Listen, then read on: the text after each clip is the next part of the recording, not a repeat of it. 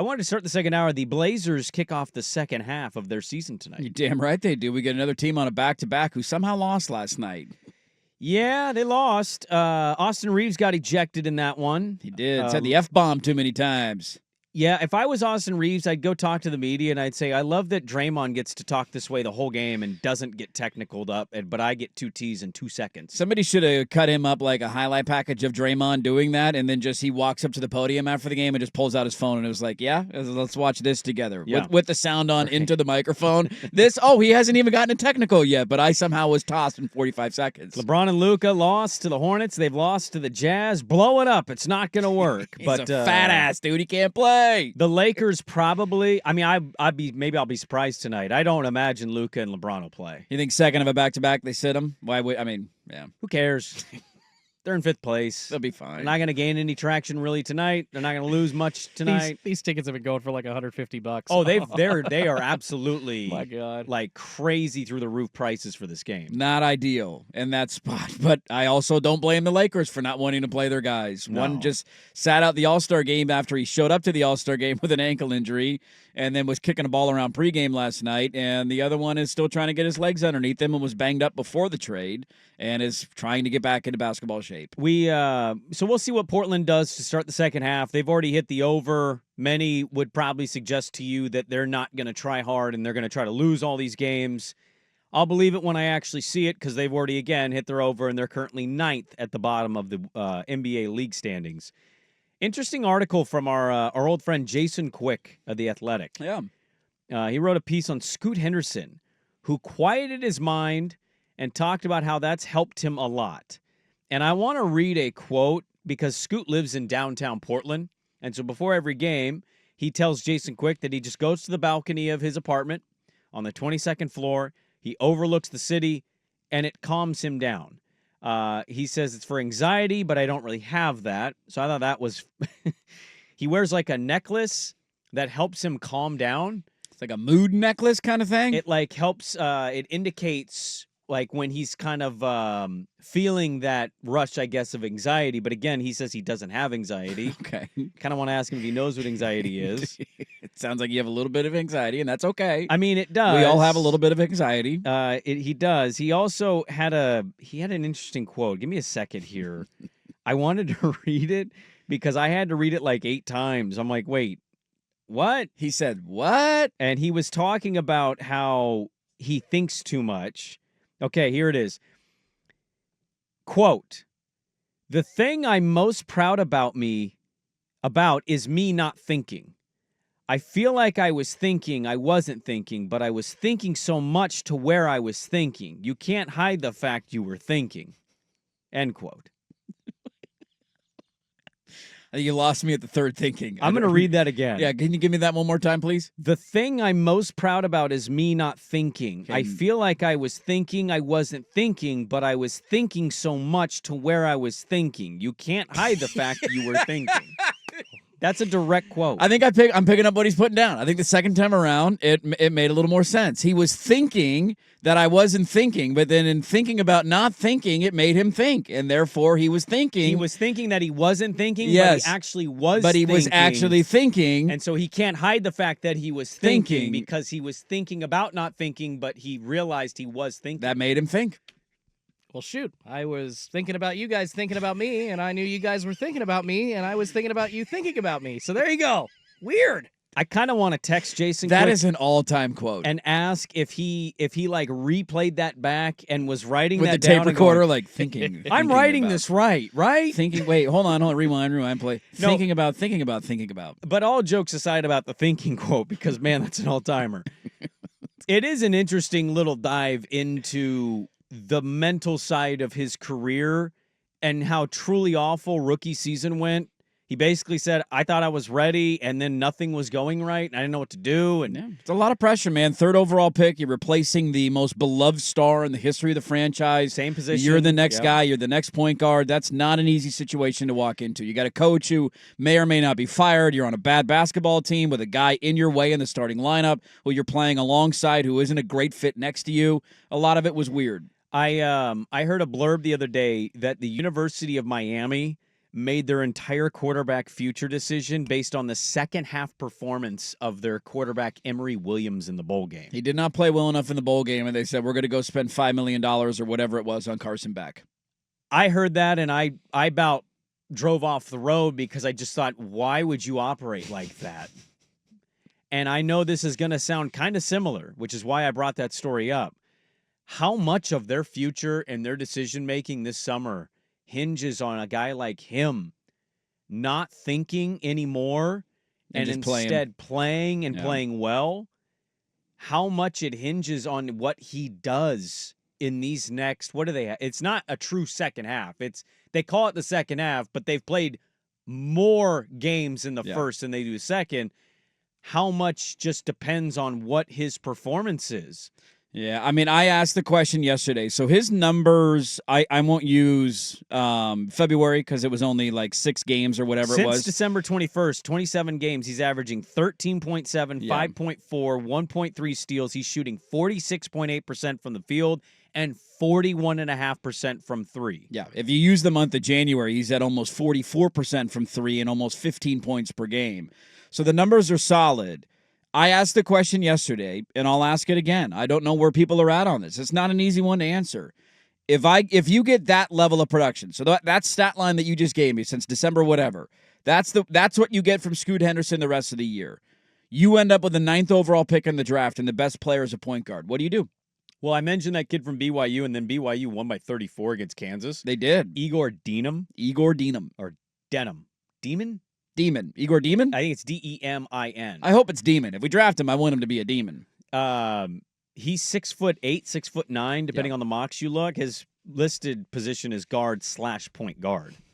So I love those slashes. At least he's above 6'2". I mean, he's 6'8". Yeah, he's a taller guy. I'm okay with that. You give me a bunch of 6'8" guys out there, I won't be that upset. It's quite literally the opposite of what we used to do. But I mean, you got to make. This is where it's I think the overall frustration that I've had this year at times is that you got to make decisions on these guys, and I want to see the longest runway possible to see fully what they're capable of. And I'm hoping that Scoot and Shaden and Klingon get that in the second half of the year. I'm not saying you're going to draft another center, but what if that's the case as well? What if you get the 9th overall pick in the draft and the best player available is a center for you at that spot? Well, you're not drafting. Why would, I mean... Twin Towers, baby, let's go. So you're not drafting on best overall player, you're drafting on need? Are you in the position to be able to draft on need? I don't know if that's about need so much as like you can't have 4 centers. I mean, we have 17 guards, so why can't we already have 4 centers? We have Duop Reith, Robert Williams, DeAndre Ayton, and Donovan Klingon. 17 guards. Let's get a center that shoots. I mean, seriously. Well, I think we have 4 centers on the roster right now. Yeah, well, a lot of that. 3 of them play. Yeah, it's about injury. So one guy's like up and down. He's on the G League team, and then Robert Williams like 6'9". He's not a true center. So I mean, he's a center. He plays center in the NBA. That's what he plays. He could start him as a 4, though, is what I'm saying. Next to a Klingon. I don't know about that, man. You know what? The Blazers would. I'm not saying it's smart, but the Blazers would. Well, we were told that we would get Klingon 8 minutes. See, there you go. And I don't believe we've gotten much of that this year. I think we've had a couple minutes. I don't think we've had a whole lot of it. So to me, now you're getting to territory, and we're getting way ahead because they've got 20 some odd games, and then they'll get to the lottery. But like you're painting a scenario that to me that's not like best player. The best player shouldn't be on the board for you at that point. The center might not be. I mean, just take your best wing. Okay. Throw another like combo person in. What if you have the next best wing there rated as the 16th best player in the draft, and you have the 9th overall pick, but the rest of them are centers and guards? I mean, we're painting a scenario that's not even happened yet. We're acting like we're sitting there at 10, and that's the hand we've been dealt. Well, this is. I mean, look, I think it's important to always have your eye on the bigger picture when you're in a rebuilding spot, and these are the kind of things that they should be thinking about, and it's why Scoot Henderson and Shaden Sharp and Donovan Klingon should be given every minute humanly possible in the second half of the year to flush this fully out and to figure out, does Scoot get better? Does he regress? Does he go back to the way he looked at the start of the year? Does he look lost again? Is he thinking about, and he's back to shooting 24% from 3? Or does this continue to progress? Does Shaden continue to play no defense and come off the bench the rest of the year and look unengaged half the time he's playing and then have the 26-point game when you're like, hey, look at that, it's baby Kobe? Does Donovan Klingon's wheels fall off because he can't play more than 20 minutes a night? Like, these are the kind of things you got to answer the second half of the year. So when they went 10-1 in 11 games, there was a lot of like, hey, man, this is actually really good, and they're closer than we thought. And They're figuring it out. That's what fans kept telling me. They're figuring it out. Yeah, but I think most of the logical pushback was you don't base everything on an 11-game sample size where you're beating crappy teams or you're catching decent to good teams on the back-to-back of a Utah game. Yeah, coming from Salt Lake City. And so in the same breath, I'd say, like, if Scoot plays just okay and then doesn't finish strong, and you've got a 35-game sample size and 2 seasons of good basketball, not great, but good, I mean, are you basing it off that? I think it gets back to my original question. Like if Dylan Harper's there and you win the lottery to the certain extent of like you jump from 8-9 to 4 or 3 or 2, and Flag is the clear-cut 1. And you're not going to get him. And Dylan Harper's on the board, and it's the trail. Like Dylan Harper's he's a you're point taking guard. So, okay, all right. I'm just so fascinated by all this. I'm not even criticizing. I'm just legitimately wondering aloud, having read this Scoot piece where he's talking about how he was thinking about not thinking, but he realized in thinking that he was thinking, and so he has to stop thinking while he's thinking. I kept thinking about how... We got to stop thinking, Dude, man. that's such an all-time crazy-ass quote to hear out loud. We got to stop thinking. I just kept thinking how he has turned this around for himself in a positive way and how great that is. But what does it do to the psyche and the thinking situation if you're in a position to draft a point guard because the point guard's the best player on the board?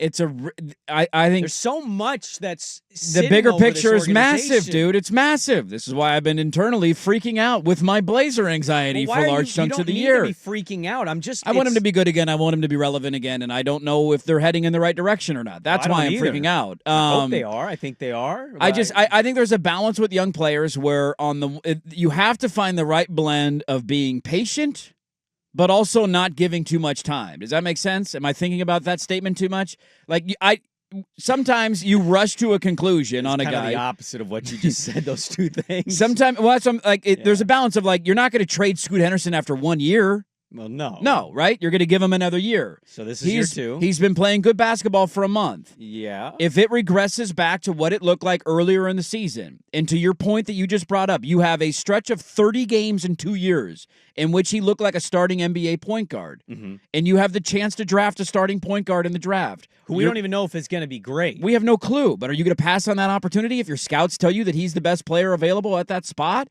Like, there's a balance of you don't want to overreact and you want to give these guys time, but also how long is that runway going to be? And if you pass on that guy and you roll it out again next year and you bring Scoot back and this is just kind of who he is, that's a tough one to answer to. You think it would be important for Cronin to move off either up or down in the draft, like towards a position maybe where they think they could get You're not somebody. Moving up into this draft. I think this draft is too good. I don't think they're moving up in this one. So they'd have to move down.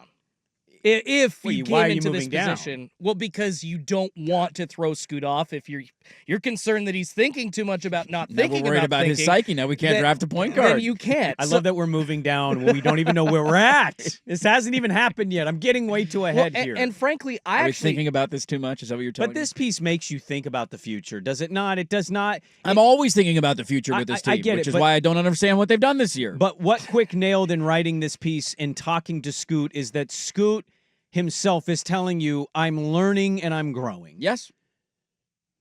Now let's start him in every game in the second half of the season, and please, for the love of God, not bring him off the bench. Probably not going to happen. Of course it won't. Until there's an injury that randomly pops up with our other point I'm guard. thinking about that, and it's thinking to me that it doesn't make any sense. I'd be way more okay with the Blazers taking another center at like an 8 or a 9 as opposed to a point guard. Because if Klingon can't play more than 20 minutes, it's fine. Let's put the chips into someone else as well. Like, you still got something on Donovan, but I think Scoot, the implications would be much, much more on him than it would be like a Klingon. A lot of thinking out loud in that segment. I'll post that quote to social media and ask you, is that the greatest quote from a Trailblazer you've ever heard in your life? It's certainly in the conversation. I mean, it's up there. Damon Stoudamire's uhs and ums were pretty good back in the day, too. CTC, baby. Cut that check. Yeah, the guy wrapped weed in tinfoil and took it through the airport security. That's not a quote. And he had just graduated with a biology degree. You know which what? made me wonder a lot. He's a college head coach now. That's a friend of the program. It's a great friend of the program. We loved having Damon Stoudamire on. I love Damon. He would admit, he was stupid. Also, in modern times, you look back, you're like, who cares? We were so outraged over Everybody was weed. smoking weed. Who cares? Yeah, but bringing it in metal through a metal detector, I think that's what the. I mean, look, it's not smart. I'm not arguing it's smart, but come on, let's not lose our heads over that. It was the show Cops that did it. It's like, oh man, these guys are awful. They have weed in their pockets. Guys got weed on him, man. Take them down. Only got grass, man. Now there's a weed shop every 7 steps you take in Southeast Portland. We might have a weed cafe in Portland. We got a weed cafe. Yeah, I get a think coffee it's- and a joint I at the think same it's around time. the corner. Hey, they got them in Amsterdam. Why Cheer not? you up, cool you down at the same time, an upper and a downer. I'm all There's in one of those that. in Vegas as well. Ooh.